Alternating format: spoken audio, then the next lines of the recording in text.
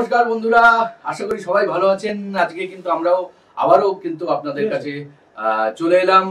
আমাদের সেই অনুষ্ঠান, যে অনুষ্ঠান এখন হওয়ার কথা ছিল, সঙ্গীতের একাল ও সেকাল। এবং আমাদের সঙ্গে আমরা খুবই আনন্দিত, আমাদের সঙ্গে রয়েছে শরৎ বাবা এবং গায়িকা মাতা। আপনাদের দুজনকে স্বাগত জানাই আমাদের এই অনুষ্ঠানে। সবার আগে বলুন, কেমন আছেন? খুবই ভালো আছি। অনেক দিন বাদে নিউজ বাংলার সাথে আবার আমরা সুযোগ পেয়েছি একসাথে কাজ করার। মাঝখানে খুব আমাদের এখানে ওখানে কাজ ছিল, অনেকগুলো কাজ কমপ্লিটও করেছি। অনেক রামভজন রেকর্ডিং আমাদের কমপ্লিট হয়েছে। স্বামী পরমাত্মানন্দ মহারাজ আমাদের সুযোগ দিয়েছিলেন, আমাদের সুযোগ দিয়েছিলেন যে ভজনটা অযোধ্যাতে উনি রাম পাঠের সাথে করেছিলেন, সেটা আমাদের কাজ হয়েছিল। তারপরে বিভিন্ন এখানে ওখানে সল্টলেকে প্রোগ্রাম হয়েছে, এই হয়েছে। আজকে একটা খুব ভালো টপিক নিয়ে আপনাদের সামনে আমরা কি বলবেন? অনেকদিন পর, অনেকদিন বাদে, সত্যি কথা আমরা একটু ব্যস্তই ছিলাম, তো সেই জন্য আমরা একটু সময় বার করে আপনাদেরও সময় আমাদের দিয়েছেন, এটাই অনেক বড় কথা। তো আমরা আজকে এখানে এসেছি, সত্যি খুব ভালো লাগছে। হ্যাঁ, আমরা একটু মাঝখানে অনেকটাই ব্যস্ত ছিলাম, অনেক রেকর্ডিংস ছিল, রামভজন ছিল, এদিক ওদিক অনেক কাজ ছিল। তো আজকে একটা ইন্টারেস্টিং টপিক নিয়ে এসেছি, সঙ্গীতের একাল এবং সেকাল। অনেক পুরনো কথা আমাদের এই আজকের আলোচনায় ফুটে আসবে। তো অনেক ইন্টারেস্টিং ব্যাপার। হ্যাঁ, কি বলবেন? যখনই আমরা একাল এবং সেকাল নিয়ে কথা বলি, বিশেষ করে সেকালের কথা বলি, সেকালের সমস্ত কিছু ভালো ছিল। সেকালের মানুষজন খুব ভালো ছিল। সেকালের শিল্পীরা অনেক বড় মাপের, বড় মনের মানুষ ছিলেন। এইরকম অনেক কথাবার্তা উঠে আসে। তো প্রথমে আপনি কি বলতে চাইবেন যে সেকালের যে সঙ্গীত, সেটা নিয়ে কি বলার? দেখুন, প্রথমে আমি একটু ইতিহাসের দিকে যাব। আমাদের শাস্ত্রীয় সঙ্গীত কিন্তু মুঘল সাম্রাজ্য টাইম থেকে, ধরুন বাবর, হুমায়ুন, আকবর, জাহাঙ্গীর, শাহজাহান, এই আকবরের হুমায়ুন আকবরের টাইম থেকে কিন্তু অ্যাকচুয়ালি শাস্ত্রীয় সঙ্গীতটা কোর্ট মিউজিক হিসেবে তখন আমরা পেতাম, যেখানে মিয়া তানসেন, বাইজু বাইরাজি যারা ছিলেন সব কোর্ট মিউজিশিয়ানস ছিলেন, এবং তাদের সম্মান, তাদের গান বাজনা, তাদের অডিয়েন্স সবাই বোদ্ধা ছিল। এবং এন্টারটেইনমেন্ট বলতে তখনকার দিনে খুব কম ছিল, মিউজিকই ছিল, মিউজিকটাই ছিল, শাস্ত্রীয় সঙ্গীতই ছিল, মিউজিক ছিল, সোল ফাইটিং ছিল, পাশা খেলা ছিল, এইগুলো এন্টারটেইনমেন্ট ছিল। এত রকম ডাইভার্সিফাইং ব্যাপারটা যেটা বর্তমান কালে আছে সেটা তখন ছিল না।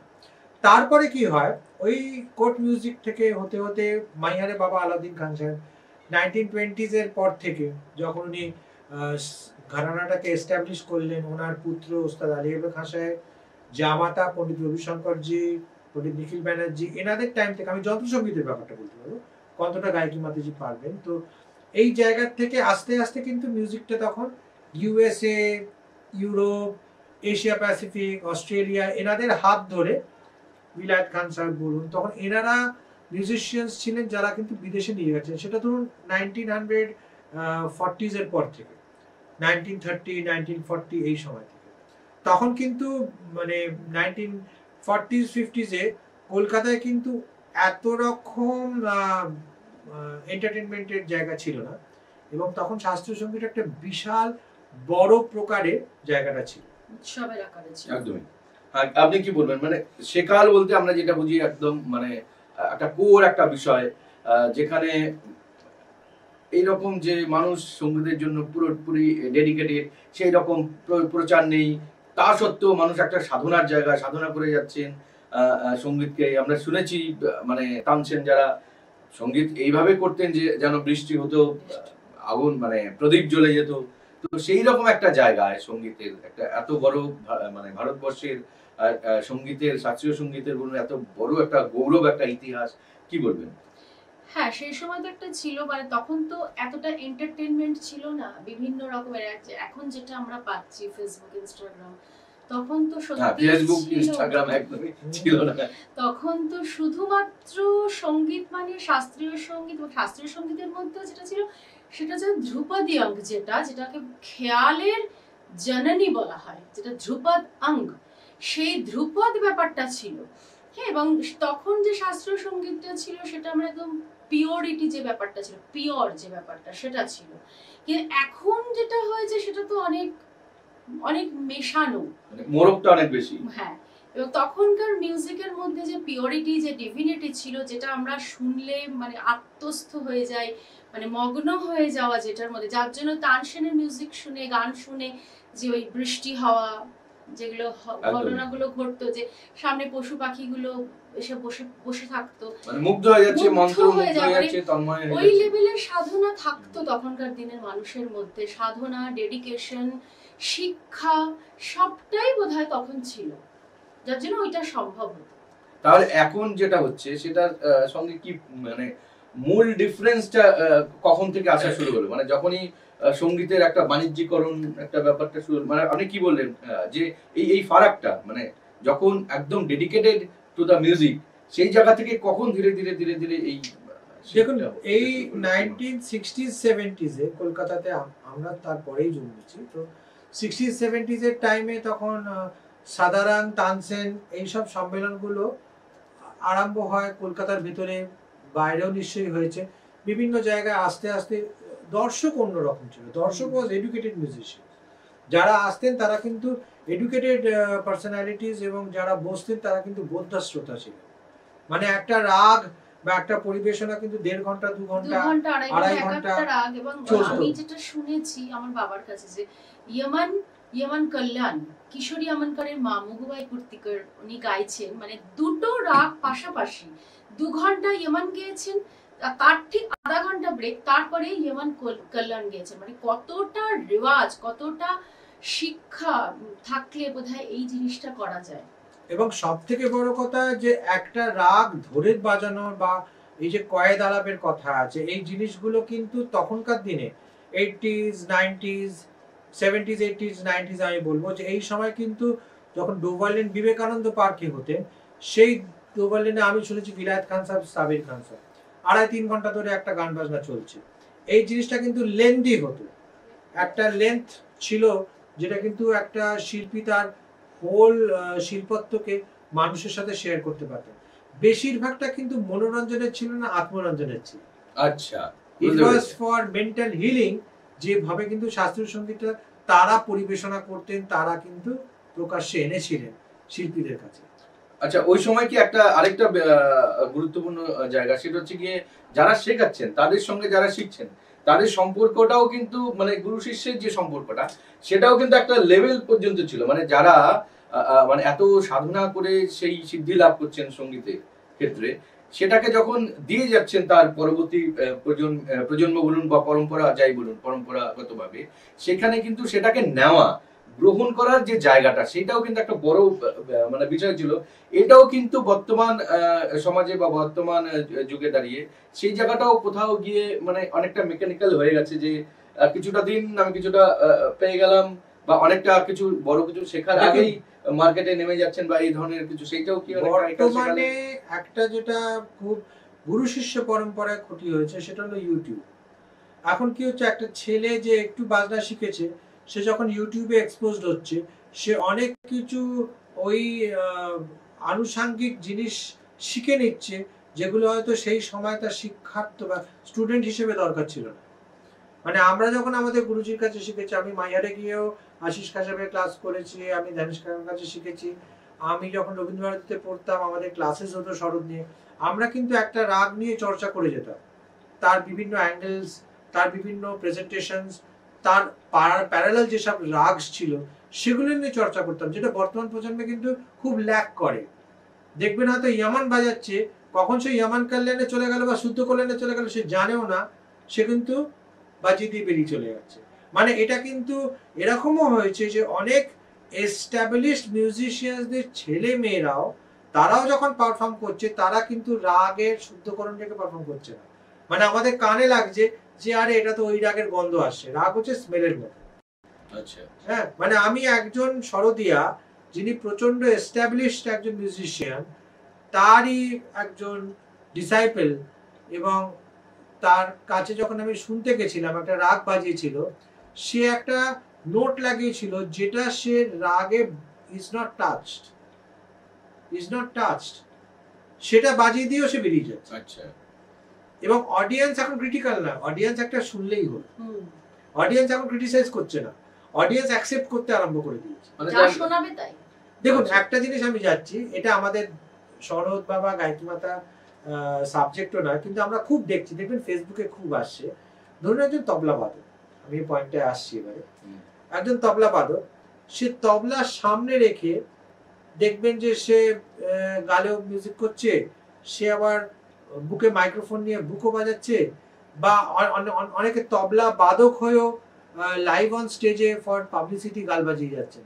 তো এনারা কিন্তু এটা মিউজিকটাকে কোন ফর্মে নিয়ে যাচ্ছেন, একজন পারকাশনিস্ট সে কোন পারকাশন বাজাচ্ছে, সে যদি গাল বাজাতে পারে তাহলে তার অন্য পারকাশন ইনস্ট্রুমেন্টসও পারদর্শী হওয়া উচিত। হ্যাঁ, গাল বাজানো যদি একটা আফ্রিকানের যন্ত্র থাকে বা আফ্রিকানের অঙ্গভঙ্গি থাকে, তাহলে নিশ্চয়ই অন্যান্য আফ্রিকান ইনস্ট্রুমেন্টস আছে যেগুলো তার ওই ফিঙ্গারিং নিয়ে ওই দক্ষতাতে বাজানো উচিত।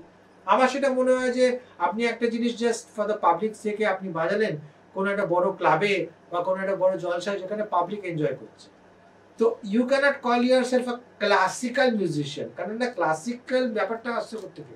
ক্লাসিক্যালটা আসছে ক্লাসিক থেকে। রাইট। ক্লাসিকটা কোথায়? ক্লাসিক মানে হচ্ছে একটু হাটকি মিউজিক, যেটা পাবলিক মিউজিক নয়, যেটার একটা ওয়েট আছে, যেটার একটা গন্ধ আছে, যেটার একটা স্ট্যাটাস আছে সামাজিক, সেটাকে আপনি নষ্ট করে দিচ্ছেন। মানে সেই মানে মাঝখানের যে দেওয়ালটা সেটাকে কোথাও গিয়ে মুছে না, মুছে মুছে গেছে একদমই না। সেটা। ধরুন আমি এক্ষুনি এখানে একটা মিউজিকের six six six six six six six six, this was the rhythm, আমি করে six six six six six six six, এই যে হাত করছি, আমি কি বলবো? আমার পারকাশনিস্ট, আমি একটা মিউজিক ক্রিয়েট করছি। এটা আমি মাইক নিলাম, এটা আমি আরো একটু লাইট টাইট দিয়ে করলাম, মানুষ না না না না- মানে ডান্স করতে আরম্ভ করলো, নাচলো, দে পার্টিসিপেট। এটার মধ্যে আপনি একটা রিদিম পাচ্ছেন, কিন্তু this is not a form of music যেটা আপনি কিন্তু পাবলিকের সাথে শেয়ার করতে পারেন। মানে তাহলে যে ফিউশন বলছে সেটা কি কনফিউশন বেশি, মানে কি বলবেন আপনি? ফিউশন, দেখুন ফিউশন আপনি আপনার স্ট্যাটাস রেখে, আপনি আপনার যন্ত্রটাকে রেখে সেটা ফিউশন করাটা একটা আলাদা জিনিস, সেটা এক্সপেরিমেন্টাল ফিউশন।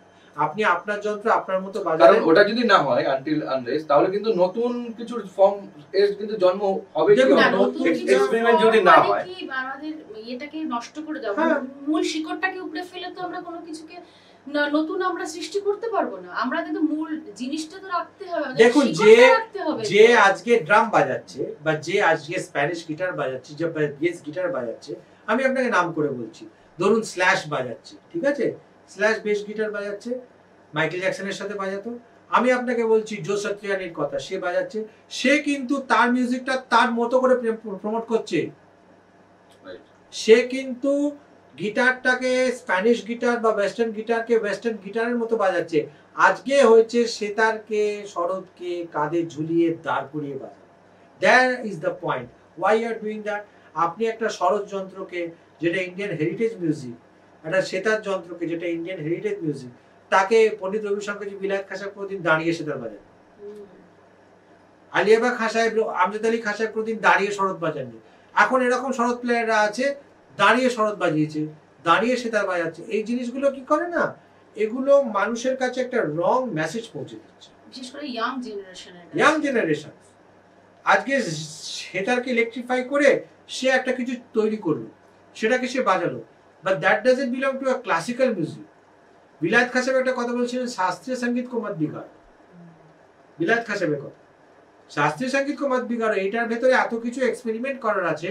একটা রাগকে আপনি এতভাবে আপনার ভাবেতে আপনি প্রকাশ করতে পারেন যে এটা নিয়ে আপনার নতুন করে এক্সপেরিমেন্ট করার কিছু লাগে না। আচ্ছা, আপনি বলছেন শাস্ত্রীয় সঙ্গীতকে বুঝতেই আমাদের সারা জীবন লেগে যাবে, আর আমরা তাকে বিগড়াবো কেন? একদমই তাই। আমরা তাকে বিগড়ে দেবো কেন? যেটা রয়েছে আমরা সেটাকেই আগে চর্চা করি। আমরা যদি কিছু অন্য কিছু করি সেটা তো ক্লাসিক্যাল মিউজিক হচ্ছে না, তাহলে আমরা ক্লাসিক্যাল মিউজিকের মধ্যে ওটা ঢুকাচ্ছি কেন? এটাই ইয়াং জেনারেশনের কাছে একটা রং মেসেজ যাচ্ছে। আজকে ইয়াং জেনারেশন মানে ক্লাসিক্যাল গান বাজনা মানে কি শুনছে?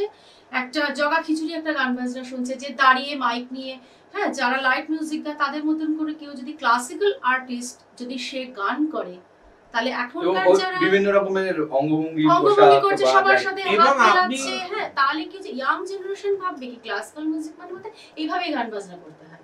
একটা ছেলে যখন তবলা শিখবে, সে যদি এখনই থেকে তাকে গাল বাজাচ্ছে, বুক বাজাচ্ছে, মাথা বাজাচ্ছে, তাহলে কি হবে? সেও তো সেটাই শিখবে যে তবলা বাজানো মানে ওইটাই। সে কি আর কসরত করে 2 ঘন্টা রেওয়াজ করবে? তেরে কেটে তাকো তাকো কখনো করবে না, সে সারেগামা পাধানিসা সানিধাপা মাগারেসা করবে। যার জন্য ক্লাসিক্যাল মিউজিক আজকে ওই সেকালে যেটা হতো একালে টোটাল ড্যামেজ হয়ে গেছে। আজকে একটা 45 মিনিটসের রাগ কেউ লেআউট করতে পারছে না, শোনা যাচ্ছে না, কেন? সেই ডেপথই নেই। দেখবেন রাগের যে শুরুয়াত হয় একটা আলাপ দিয়ে, আলাপ হয় দেখবেন লাফাচ্ছে যেন। আর আরেকটা খুব কেলেঙ্কারি হয়েছে কি জানেন, ফেসবুক। কিছু দেখবেন রিলস বেরোচ্ছে আজকাল ফেসবুকে, শরৎ বাবা গায়কী মাতা অনেক ওয়াচ করেছে, যে মানে একটা জাস্ট 15 মিনিটে দ্রুতগত করে ঝালা বাজিয়ে একটা কেলেঙ্কারি করে শেষ হয়ে গেল। ক্লাসিক্যাল মিউজিক মানে কি শুধু ঝালা দিয়ারি ক্লাসিক্যাল মিউজিকটা রিলসে কি করে না, মানে ওরা কি করছে, ওরা এত বড় জিনিসটা এইটুকু ওরা কি করে এখন দেখবেন ছোট ধরুন আপনি রাতের সন্ধ্যা আপনি আজকে স্নান করছেন, সেটা আপনার পার্সোনাল স্পেস। আপনি স্নান করছেন, আপনি মগে স্নান করছেন, না আপনি শাওয়ারে স্নান করছেন, লিকুইড সোপ মাখছেন, না এমনি শাওয়ার মাখছেন। Riyaz is a very personal space. আজকে গায়কী মাতাজি যখন রেয়াজ করছে আমি জানি না, আমি যখন রেয়াজ করছি উনি জানবেন না। আমাদের নিজস্ব প্র্যাকটিস, আমাদের নিজস্ব ভাবনা, সময়। এখন হয়ে গেছে কি, একটা ছেলে তবলা নিয়ে এরকম এরকম করছে, ব্যাস দিয়ে দিল ফেসবুকে, লাইক কমেন্টস, ফেসবুকে লাইভে হয়ে যাচ্ছে, এরকম এরকম করে যাচ্ছে। এটা করলে তো হয় না। এই জিনিসটাতে মিউজিকটাকে নষ্ট হয়ে গেছে। এখন রেয়াজটা কিন্তু পার্সোনাল নয়, এখন রেয়াজটা হয়ে গেছে ফেসবুক, মানে রেয়াজও প্রমোট হচ্ছে, যে আমি কতটা রেয়াজ করি, আমি কতটা পারি, দিস ইজ মাই ক্যাপাবিলিটি, আমি এই জিনিসটা পারি। এরকম হয়েছে দেখবেন যে রেয়াজের টাইম পাল্টে গেছে। এরকমও শিল্পী আছে হয়তো আপনি খুঁজে দেখবেন যে যারা রেয়াজ করছে ঘুমোতে ঘুমোতে খাটের উপর বসে না, শুয়ে পড়ছে। খাটে বসে রেয়াজ করাটা খুব অন্যায়, এটা মানে এরকমও শিল্পীরা। এবং আমরা মিউজিকে আমি গায়কী মাতা আমরা মিউজিকের ভাগও করেছি। যেমন দেখবেন সঙ্গীত শিল্পী আছে, আগে বিদুষী আছে, বিদুষী ছিল, এখন সবাই বর্তমানে বিদুষীরা দেখবেন তাদের রূপ একটু শাকচুন্নির মতো হয়ে গেছে, চুলটুলগুলো কেমন কাটে, হ্যাঁ, সামনে এরকম ঝুলছে, কিন্তু আবার সা লাগাতে লাগাতে সা একদিকে চলে গেল, চুল একদিকে এরকম করে যাচ্ছে। মানে এই যে ব্যাপারটা, এটা কি হয়ে গেছে, আপনি আপনার প্রমোশনস করছেন, আপনি আপনার জায়গা থেকে করছেন, কিন্তু আপনার যদি সাটা ঠিক মতো না হয়। এখন সঙ্গীতটা হচ্ছে মানে দেখানো, দেখুন মানে কে শুনলো কে শুনলো না, শুধু দেখা। মানে আমরা এখন গান বাজনা শুধু দেখা, শোনা নয়, শুধু দেখা না। কিন্তু এই মানে ব্যাপারটা হচ্ছে কি, যখন অডিয়েন্স যখন সেগুলোকে দেখছে, হাততালি দিচ্ছে, সেগুলোকে ভালো লাগছে, তখন কি হচ্ছে, যারা এই ব্যাপারগুলো বেশি করছেন তারা আরো বেশি বেশি করে করছেন, এবং যারা করতেন না তারাও ভাবছেন আচ্ছা উনি এটা করছেন, উনি করে এটা হিট হয়ে যাচ্ছেন, তাহলে কোথাও গিয়ে আমাকেও বোধহয়। সে হয়তো প্রথম দিকে এতটা এই ব্যাপারে উৎসাহী ছিলেন না, পরবর্তী ক্ষেত্রে কিন্তু দেখা যাচ্ছে 10টা 11টা 12টা 15টা প্রোগ্রামের পরে সেও একটু আমি করে দেখি না কেন। এটা কি একটা ছোঁয়াচে রোগের ব্যাপার? অডিয়েন্সরা কতটা দায়ী আপনি যদি বলেন। মানুষের হিড়িক উঠে গেছে। এই রিসেন্টলি একটা ববি দেওয়ালের গান উঠেছিল, কি একটা বিদেশি গান নিয়ে একটা ফিল্মে, হ্যাঁ কোন একটা ফরাসি গান নিয়ে, যেটাকে একটা ইউটিউব প্লেস করা হয়েছিল সিনেমা। ওটা উনি একজন অ্যাক্টর, উনি সেটাকে করেছেন। এখন ফেসবুক খুলুন, দেখবেন একটা কুকুর মাথায় মদের গ্লাস নিয়ে হাঁটছে। মানে মানুষের এখন কি হয়ে গেছে না, মানুষ আস্তে আস্তে উন্মাদ হয়ে যাচ্ছে। এটা তো কলিযুগ, মানুষ উন্মাদ হয়ে যাচ্ছে। গানের আগে যা লিরিক্স ছিল, লিরিক্সের তো আপনি বর্তমানে লিরিক্সে যাবেন, কোনো গানের লিরিক্সের সাথে লিরিক্সের ম্যাচ নেই, কোনো ইমোশন নেই, আবেগ নেই, একটা গাইলেই হলো, এটা গাইলেই হলো। মানে লিরিক্সটা একটা মানে এইরকম ব্যাপার ছিল যে মনের মধ্যে একদম গেঁথে গেল, ঢুকে গেল, অনেক দিন পরেও ওটা মনে গুনগুন করে। একদম আমি আপনাকে বলছি সেই জায়গায় কিছু নেই, ইনস্ট্রুমেন্টেশন চারিদিক দিয়ে, অনেক বাজনার আধিক্য গানের মধ্যে। সেখানে গিয়ে অনেকদিন পরে যখন সেই গানটা মনে পড়ছে, এই গানটা কি জানো, কারণ ওই গানটার কোনো কথা নেই তো। আমি আপনাকে একটা কথা বলছি, খুব ইম্পর্টেন্ট কথা। দেখবেন বেশিরভাগ গান যেগুলো আসছে ফেসবুকে বা ইউটিউবে বা প্রমোটেড হচ্ছে, সব অটোটিউন, 90% অটোটিউন করা। তাদের খালি গলায় বড় বিষয়। অটোটিউন এমন একটা জিনিস, আমাদের কোনো অটোটিউন থাকে না। আমাদের লাইভ হচ্ছে, এখনো লাইভ, কোনো অটো টিউন নেই। হ্যাঁ, আমাদেরও গলা লাইভে যাচ্ছে, কোনো অটো টিউন নেই। এই অটো টিউনে হয়ে গেছে কি, যে ধরুন সা হয়ে গেল, ব্যাস অটো টিউনে ঠিক করে দিল। এই জিনিসটা হয়ে গেলে স্ট্যান্ডিং নোট। আপনি একটা যে কোনো স্টুডেন্টকে বলবেন স্যার দাঁড়িয়ে সারেগামা পাধানিসা গাইতে, 5 মিনিট বাদে দেখবেন যে তার গলা কাঁপছে, কারণ বেসিক্সটাই নড়ে গেছে, বেসিক্সটাই নড়ে গেছে। দুদিন পরে হয়তো এআই চলে আসবে, না ন্যাচারালি বেসিক দেখুন, যে কোনো গলার কিছু একটা অংশ নেবে, তারপরে পুরো লিরিকটাকে ফেলে দেবে, কিছু মিউজিক দিয়ে পুরো গানটাই হয়তো করে দিল। আমি জানি না, মানে হয়তো সেই মানে সময়ের জন্য আমরা অপেক্ষা করছি। তো কি বলবেন, এটা কতটা মিউজিকের পক্ষে কতটা বেশি মানে সাংঘাতিক হতে চলেছে আগামী দিনের জন্য? খুবই খারাপ, মানে একদমই ভালোর দিকে আমরা যাচ্ছি না। কেননা আমরা শিল্পীরা তার জন্য অনেকটাই দায়ী। কারণ আমরা নিজেরা যদি অডিয়েন্সকে ভালো জিনিস না শোনাই, ভালো জিনিস না বাজিয়ে শোনাতে পারি, তাহলে তো অডিয়েন্স সেটাই গ্রহণ করবে। অডিয়েন্স আমরা যে শুনতে, এখন আমরা যারা শিল্পীদের গান বাজনা শুনছি, আমরা যদি চটুলতা দেখি, আমরা যদি গাল বাজানো, বুক বাজানো বা একটা শাস্ত্রীয় সঙ্গীতকে যদি আমরা ওইরকম আর জগা খিচুড়ি একটা মিউজিক শুনি, তাহলে আমরা তো সেটাই শিখবো। অডিয়েন্সকে আমি দোষ দেবো কি করে? দেখুন, 1 মাস আগে, আমি একটু অন্য ট্র্যাকে কথাটা বোঝাচ্ছি, 1 মাস আগে একটা বড় শাস্ত্রীয় সঙ্গীতের অনুষ্ঠান হয়েছিল ডোভালিন মিউজিক ফেস্টিভ্যাল। আমি নাম করে বলছি, আমি শিল্পীদের নাম বলবো না, কারণ প্রত্যেক শিল্পী আমার জুনিয়র, তাদের সম্মান করব। ডোভালিন মিউজিক ফেস্টিভ্যালসে কয়েকটা ডুয়েট প্রোগ্রামস হয়েছিল, যেগুলো দেখলে আপনি বুঝতে পারবেন যে একজন লিড করছে আর একজন ফলো করছে না, স্ট্রাগল করছে। কেননা এটা বুঝতে হবে যে একজন ইনস্ট্রুমেন্টালিস্ট যদি থোক ঝালা বাজায়, তাহলে তার পাশে যিনি ইনস্ট্রুমেন্টালিস্ট আছে তাকেও সেই থোক ঝালাটাই ফেলতে হবে। সে সেখানে রাচি চিচি ঝালা, সিদ্ধা ঝালা, ডাড়া চিচি ঝালা, চিকরা ডাড়া, চিকচিক ডাড়া ঝালা, এইগুলো লাগাতে পারবে না সে। এই জিনিসগুলোই হয়ে গেছে কিনা সিলসিলা। সিলসিলা মানে নিয়ম, পদ্ধতি, সব শেষ হয়ে গেছে। এরা কি করেছে, এরা যেরকম ভাবে পেরেছে উদ্যোক্তারা সাজিয়ে দিয়েছে, অডিয়েন্সও অ্যাকসেপ্ট করছে, এবং শাস্ত্রীয় সঙ্গীত রাগদারি যাই হচ্ছে, হলে ভালো, না হলে। এখন আমাদের শাস্ত্রীয় সঙ্গীত হচ্ছে যে আইপিএল ম্যাচের মতো শর্ট স্প্যান। হ্যাঁ, টেস্ট ক্রিকেট যেরকম চলতে থাকে, ক্লাসিক্যাল সঙ্গীত মানে শাস্ত্রীয় সঙ্গীত কিন্তু এখন আর ওই ইয়েটাতে পাওয়া যায় না। এই যে টি20 ম্যাচ হয়ে গেছে, টি20, না বলো তো T20 match, IPL T20 match হয়ে গেছে, মানে ছোট ভার্সন, ক্ষুদ্র থেকে ক্ষুদ্র একদম। আমি একজন তবলা প্লেয়ারকে অ্যালাউ করলাম, গায়কি মাতাজি, আমরা যখন দেখেছি, হ্যাঁ, আমরা তবলা প্লেয়ারের নাম করবো না, একজন তবলা বাদক আমাদের সাথে একবার অ্যাকম্পানি করেছিলেন। হ্যাঁ, আমি প্রথমে বাজাতে গিয়ে ভাবছি না যে আমার কিছু ভুল হচ্ছে, গায়কি মাতাজি আমার দিকে তাকাচ্ছেন, আমি গায়কি মাতাজির দিকে তাকাচ্ছি, তার একবার শেষ হয়ে যাচ্ছে 9 মাত্রা, একবার 10 মাত্রা ক্রস করে 11 মাত্রা আমরা ঝাঁপতাল ধরেছিলাম। এবং আমরা দেখছি যে এই তালটা যদি বেশিক্ষণ আমরা বাজাই, তাহলে আমরা যে প্রোগ্রামে বসেছিলাম ওখানে আমাদের এনকাউন্টার করে মেরে দিত, বেতাল হয়ে যাবে ওখানে আমাদের এনকাউন্টার করে। আমরা তো একটা হিসাব কষে যাই না, এবার বন্দিশটা যদি এদিক থেকে ওদিক হয়, কিন্তু আমাদের নিজেদের অনেক অসুবিধা। এবং এই জিনিসগুলো এরাই কিন্তু পরবর্তীকালে দেখবেন, এরাই কিন্তু পরবর্তীকালে গুরু হিসেবে শিক্ষা প্রদান করছে, এরাই কিন্তু পরবর্তীকালে মিউজিকের ব্যাপারেও অনেক কিছু বলছে। দেখবেন এত বছর আমরা প্রজেক্ট করছি, 2014 থেকে 2024, কম সময়ের মধ্যে আমরা দুজনেই কিন্তু একটা কলকাতার বিশাল বড় ইউনিভার্সিটির পাস আউট, আমরা দুজনেই ইউনিভার্সিটি টপার, কিন্তু আমাদের কখনো ডাকা হয়।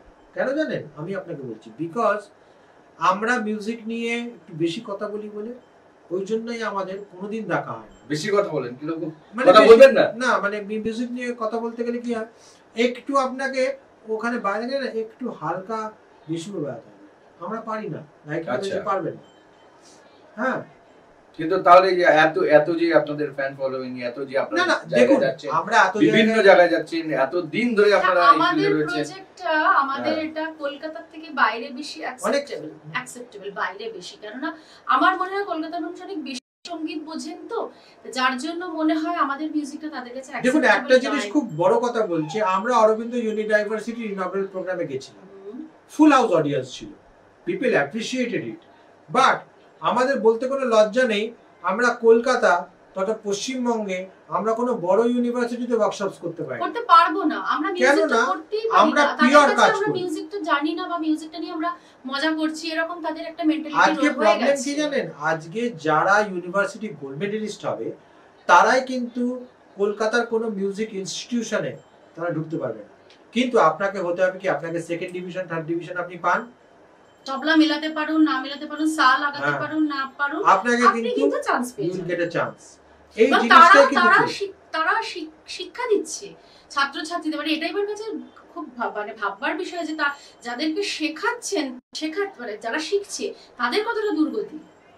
দেখুন, শরৎ বাবা গায়কি মাতা একটা আধা ঘন্টা যে কোনো জায়গায় রিসাইটেল দিলে মানুষ যখন বসে শুনছে, কারণ আমরা যখন হরিদ্বারের শান্তিকুঞ্জ ইউনিভার্সিটিতে যখন আমরা করেছি, ওখানে ছেলেমেয়েরা নিচে বসে আমাদের গান বাজনা শুনছে এবং কত প্রশ্ন আমাদেরকে করছে, এটা আমাদের কাছে কতটা সকালের গর্বের নাট ব্যাপার। ভৈরব আমরা হ্যাঁ। নিয়েছিলাম। কিন্তু আমাদের দুর্ভাগ্যের বিষয়, আমরা কলকাতাতে কোনো ইউনিভার্সিটিতে বলুন বা কোথাও আমরা সেই সুযোগটা পাই দেখুন না। দাদা, কি জানেন, ঢুকতেই সব দেবে থেকে না। ইম্পর্টেন্ট হচ্ছে প্র্যাকটিসটা নিজের কাছে। আমাদের এখানে তানপুরা নেই, আমাদের এখানে কোনো কিছু অ্যাকম্পানিং কিছু রাখি না। আমাদের মানে সাজের জায়গাটা আমরা ইয়েলো পরে থাকি, আমরা ডিভিনিটিকে প্রমোট করছি, আমরা মিউজিকটাকে অন্য ঘাটে করছি। এই জন্য আমাদের প্রজেক্টটা অনেক মিউজিশিয়ানদের কাছে অ্যাকসেপ্টেড না। না, আচ্ছা, ভাবে আমরা বোধহয় মজা করছি, আমরা লোককে বোধহয় বোকা বানাচ্ছি। আমরা কিন্তু বোকা ক্যান্সার যদি আমরা হসপিটালে বানাই তাহলে দিনে 10 বছর আমরা কোথাও কি আমরা কাজ করতে পারবো না। বাইরের মানুষ তো আর বোকা এবং নয়। মানুষ কি না, মানুষ হিলড হতে চায় না। না, মানুষ আপনি দেখবেন মানুষ এন্টারটেইনমেন্ট এন্টারটেইনমেন্ট চায়, মানুষ হিলড হতে চায় না। মানুষ মানসিক শান্তি মনে করবে যে আমি মিউজিকে পাবো না, আমি একটু স্কচ ঢেলে নেবো, that is music to me. আমরা যদি আজকে 1 ঘন্টা কোথাও পারফর্ম করি শাস্ত্রীয় সঙ্গীতকে নিয়ে, আমরা যদি করি তাহলে লোকে ভাববে বাবা এটা কি বাজনা হচ্ছে। কিন্তু আমরা যদি আবার 1 ঘন্টার মধ্যে গাল বাজাই, বুক বাজাই, একটুখানি জগা খিচুড়ি গান বাজনা করি, জিমনাস্টিক্স করি, একটু তান সারগম করি, হ্যাঁ 45 মিনিট ইয়ামানের মধ্যে আমি আধা ঘন্টায় তান সারগম করি, 5 মিনিট একটু আলাপ বিস্তার করলাম, সেইটা মানুষের কাছে অনেক অ্যাকসেপ্টেবল। কেননা ওই শিল্পীগুলোই দায়ী তার জন্য যে ক্লাসিক্যাল মিউজিকটাকে বিকৃত করে মানুষের কাছে প্রেজেন্ট করছে। আমরা কিন্তু ক্লাসিক্যাল মিউজিকটাকে একদম অথেন্টিক ভাবে রাখছি এবং আমাদেরকে শিখতে হয়েছে, বিশেষ করে আমাকে ধ্রুপদ শিখতে একদম। হয়েছে। আমি ধ্রুপদ না শিখে আমরা যে ফরম্যাটে গান বাজনা করি সেটা কিন্তু করতে পারবো না। আমাকে তালিম নিতে হয়েছে ধ্রুপদ। আপনি ভাববেন এটা যে আমি যে স্পিডে আলাপ বাজাতাম, গায়কি মাতার এই প্রজেক্টে আসার পর থেকে আমার আলাপের স্পিড কমে গেছে। আলাপের এখন একটা অ্যাকচুয়ালি স্পিড আমরা যে আলাপ করি সেটা টোটাল সলভ ধ্রুপদী, খেয়ালেরও আগের অঙ্গ, মানে খেয়ালের জননী যাকে বলা হয় ধ্রুপদ, আমরা সেই অঙ্গে গিয়ে আমরা ওই আলাপ ফরম্যাটটা নিয়ে কাজ করি। কিন্তু এটা মানুষের কাছে অ্যাকসেপ্টেড নয়, কারণ মানুষ এতটা ডেপথ নিতে পারে না। মানুষের অসুবিধা হয়, বেশি মেডিটেটিভ ব্যাপার মানুষের কাছে কোনো অসুবিধা হয়। যেটা আমি শুনেছিলাম স্বামীজির কাছে, যে বেশি শান্তি, বেশি সুর, বেশি মেডিটেটিভ ব্যাপার মানুষের অসুবিধার কারণ হয়ে দাঁড়ায়। একদম। কারণ হচ্ছে মানুষ এখন যেভাবে অভ্যস্ত হয়ে গেছে সেইখানে মানে কি বলবো, চটজলদি একটা কিছু যেটা একটু মানে শরীরটা দুলে উঠলো, মনটা নেচে উঠলো, ঠিক আছে, দেখুন মিউজিকটা দেখুন ইট ইজ, আমি তো এটাই বললাম, ইট ইজ অ্যাকসেপ্টেড। আজকে এবার আমি পশ্চিমবঙ্গ ভারতবর্ষ থেকে বেরোলাম, আমি আপনাদের নিয়ে যাচ্ছি ওয়েস্টে আমি নাম করছি কার্লস্টান উইক। দেখুন আপনি একজন জাপানিজ সন্তুর প্লেয়ার আছে সেটসু মিয়াসাতা, ওনার দেখুন, এরা মিউজিকটাকে, কেন জুকারম্যান আছে সরদে, জেমস পমারেন্স আগে ছিলেন, আরো অনেক মিউজিশিয়ান আছে আমার বর্তমানে মনে পড়ছে না, যারা কিন্তু শাস্ত্রীয় মিউজিক শিখে শাস্ত্রীয় সঙ্গীতটাকে শাস্ত্রীয় ভাবে কিন্তু প্রমোট করছে। আজকে ব্যাসেলে কেন জুকারম্যান, আলিবাগ খান সাহেবের স্টুডেন্ট, কেন জুকারম্যান সুইজারল্যান্ডে একদম ওই ভাবে ওই টোনাল কোয়ালিটি মেনটেন করে কেন জুকারম্যান জি কিন্তু বাজাচ্ছে। হ্যাঁ, এবং এই জিনিসটা কিন্তু আমাদের কলকাতার ভিতরে নেই। আজকে আপনি খুব কম রুদ্রবীণা প্লেয়ার পাবেন, কিন্তু আপনি কার্লস্টান উইকে যদি রুদ্রবীণা শোনেন আপনি একটা ডিভাইন ওয়েতে চলে যাবেন। এই ব্যাপারটা কি এরা নিয়ে নিয়েছে। West has taken the music from আমরা us. ওদের খারাপ জিনিসগুলো আমরা নিচ্ছি। West has taken the music from us.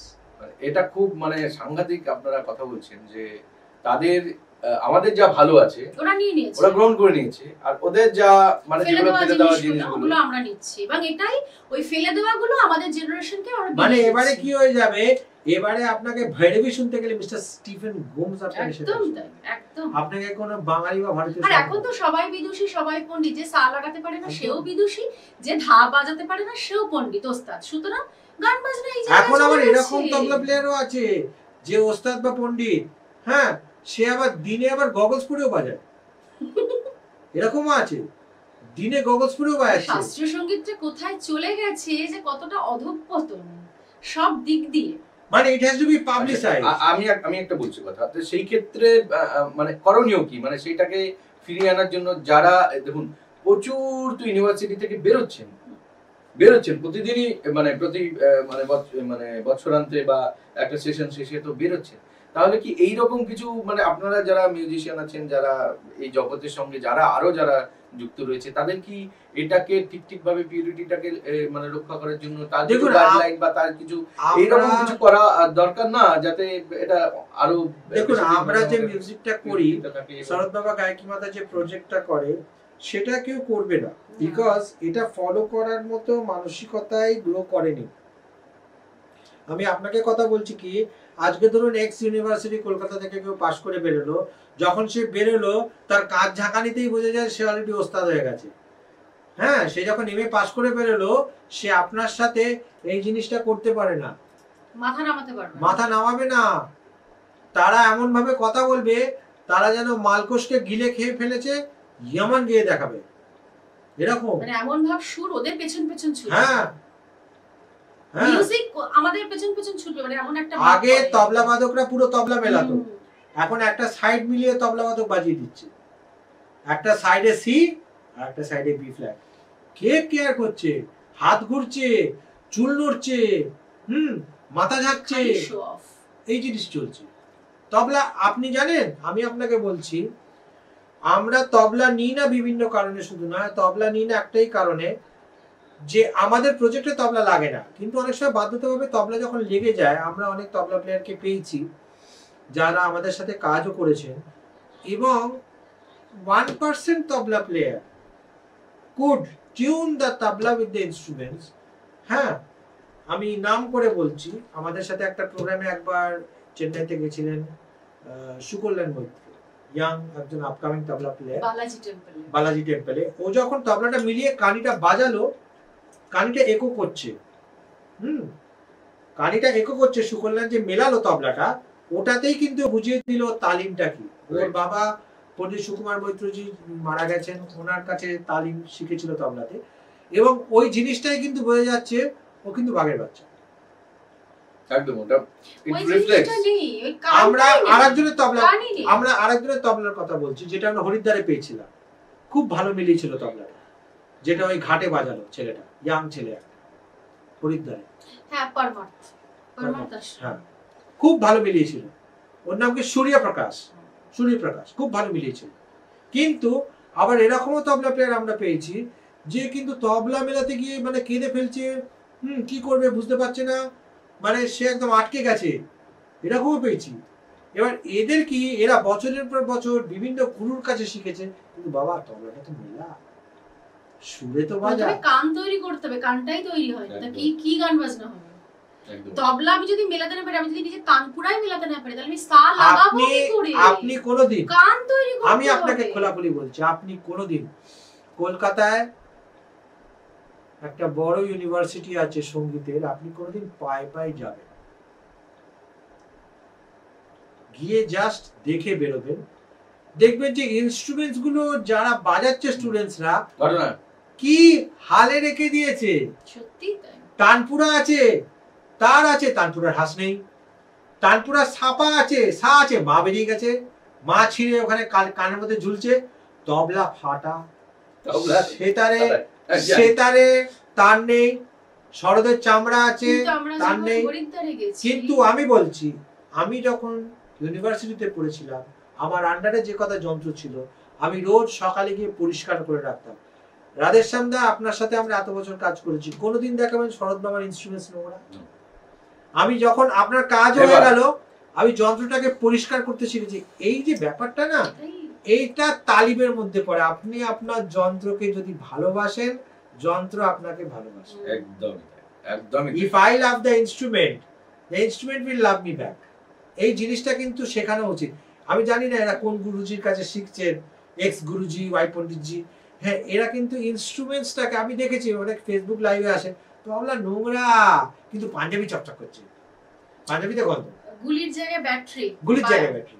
আমরা আমরা দেখেছি একটা ইভেন্টে ব্যাটারি লাগিয়ে দিয়েছে, ব্যাটারি লাগিয়ে দিচ্ছে, তো কি করে বাজবে তবলা? কি করে হবে তবলা? মিউজিক কি করে? মিউজিক এত সোজা মানে- নয় মানে তো।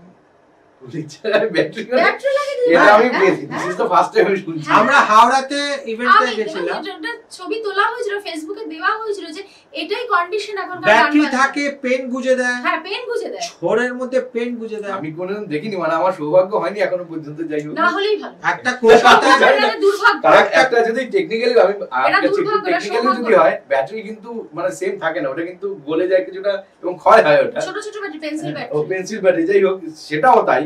তো আমি জানি না এটা কবে থেকে এটা আমার এতটা এগিয়ে গেছে আমি জানতাম না। আমার স্বরূপগুলো সত্যি তাই। বানিয়েছিলেন হেমেন বাবু, হেমেন সেন, যিনি পায়োনিয়ার স্বরূপ মেকিং এ ছিলেন। আমাকে মামা, আমি বলতাম, উনি আমাকে ভাগ্নে বলতেন ভাগ্নে শরৎ সবসময় বাজিয়ে পুঁচে রাখবে, বিকজ তারের যন্ত্র জং পড়ে যায়। আপনি ওই ইউনিভার্সিটিতে যাবেন, উইদাউট ইনফরমেশন গিয়ে দেখবেন, আই ডাউট কটা সেতার, শরৎ, গিটার। না, তবলা। এটা কিছু তার জানি আমরা, এটা কি কিছু করে? জানি এবং এই নিয়ে অনেকবার আজকে এইখানে যারা মাথার উপরে বসে আছেন, তারা সঙ্গীতজ্ঞ হওয়া সত্ত্বেও এই বেসিক ট্রেনিং গুলো কেন দেওয়া হচ্ছে? That is my question. আজ ফেসবুক লাইভে যারা দেখছেন, তারা অনেকেই আছেন, তারা জানবেন কেন হচ্ছে না। তাহলে কিসের তালিম হচ্ছে? খালি সিলেবাস দেখে রাগের তালিম হচ্ছে, খালি সিলেবাস দেখে রাগের তালিম হচ্ছে। এটা আপনারা যেটা বললেন আজকে কথার প্রসঙ্গে উঠে আসলো, সেটা সত্যি।